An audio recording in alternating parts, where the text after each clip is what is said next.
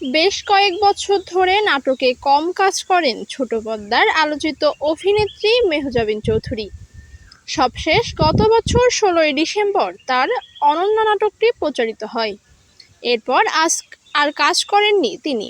আগামী পবিত্র ঈদুল আজহার জন্য একটি নাটকে কাজ করলেন। নাটকের নাম তিথি ডোর। ঢাকা শহর ও শহরতলি এলাকাতে এর শুটিং শেষ হয়েছে। নাটকটিতে মেহজাবিনের চরিত্রের নাম নিশাদ। কাজটির ব্যাপারে মেহজাবিন বলেন, অনেক দিন ধরেই কাজটি নিয়ে প্রস্তুতি চলছিল। গত ঈদে করার কথা ছিল, কিন্তু সম্ভব হয়ে ওঠেনি তখন। এবার ঈদের জন্য জরুরি মনে করেছি। এটি নাটকের গল্পের কারণে। আমাদের চারপাশে অনেকেই নানা সমস্যায় ভুগছেন, তা থেকে হতাশাগ্রস্ত হয়ে পড়েছেন কেউ কেউ। রোগ হিসেবে এটি মানুষের মধ্যে ছড়িয়ে পড়ছে। এ ধরনের গল্প থেকে কেউ না কেউ কিছুটা হলেও জানতে পারবেন, শিখতে পারবেন। একটা সচেতনতাও তৈরি হতে পারে। বর্তমান সময়ের জন্য গল্পটি প্রাসঙ্গিক, এ কারণেই করা। মেহজাবিন জানান, এ সমাজে নানা ধরনের সমস্যায় মানুষ চাপ নিতে পারেন না।